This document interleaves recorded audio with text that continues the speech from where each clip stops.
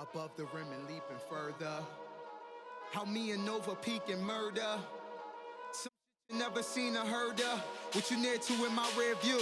They say now time is all we have, but we ain't got time to wait. And time wait on no man, so time to get this cake. You pushing by your plans, got the cushion by the weight. Gotta do the most you can, your results will pave the way. Damn, this gets y'all to lead in this. How you guys doing today? So we are going to be discussing a few different moves that you can do and how to do them correctly for maximizing the impact on the body and on the goals you have set forth. We're going to show you how to foam roll. We're going to be talking about squats, overhead press, and I'm going to show you a plank variation that many people I know haven't tried, but you definitely should if you want to add a little something to your workout. So let's get started.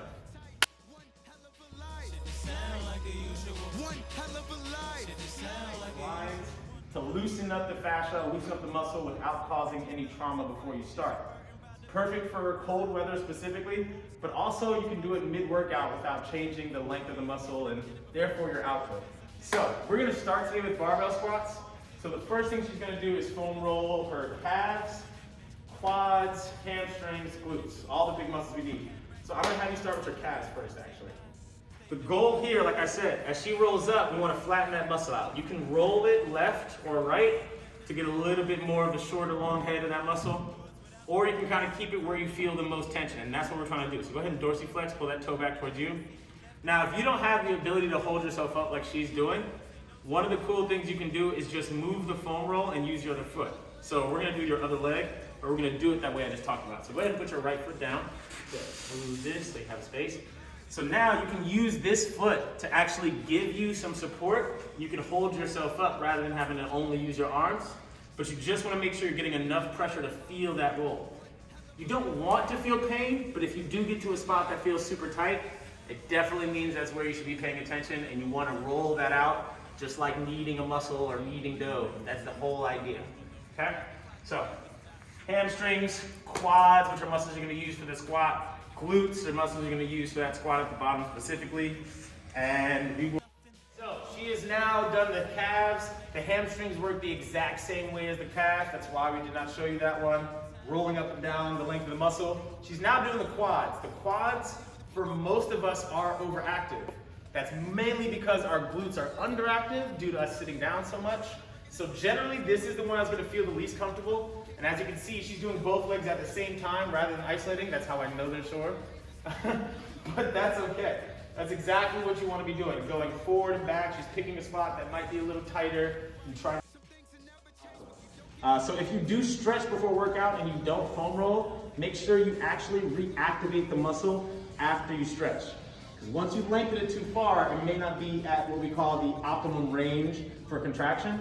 And that way it may not pull back as much. You won't know it, but you might just be lifting 10, 15 pounds lighter than you can simply because you didn't. Above the rim and leaping further.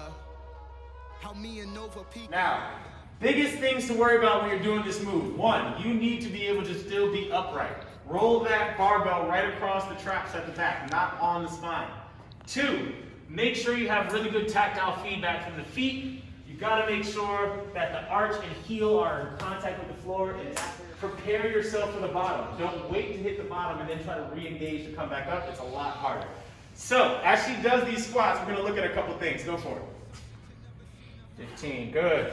14. Now, one key you notice is she does a really good job of keeping her knees and her hips moving at a perfect distance apart in the right spot, right from her midline. Two, there's something called a butt wink. That is when the glutes disengage at the bottom of your squat, and you're no longer getting the activity out of them that you think you are. So, to doing shows that we host, y'all, to lead in the temp. Moving like the speed of sound. Now tell me why you mad, what got you steady sour? This the usual for us is Eddie Bauer. Next movement we're doing, this is the overhead press. Overhead pressing is one of those 4 pillar movements that everyone should be including in their exercise. Those are triple extensions, overhead push, some type of pull, and a hinge. Those are all very, very serious foundations for everything else you're doing. She's gonna do an overhead press. You're gonna start it and go for it. That's okay. You can do the first 5. So you see, as she does this press, one of the keys here is not having a lot of lower back compensation. The body naturally wants to use that lumbar spine for support when you're doing something difficult. And as you can see, once you get to the part where it gets real heavy, you can do what's called a push press. The push press starts at your feet, however. You push through the legs, squeeze the glutes, and then end up in a nice straight line. Arms over top of head, head through shoulders. This is beautiful. 2, 1, good. Now, an important part of that is still building up that intra-abdominal pressure in the abs. That's how you keep the lower back from compensating. Because if my body wants to do this, I can pull up my belly button, right, and do the opposite of that movement to keep you nice and stable.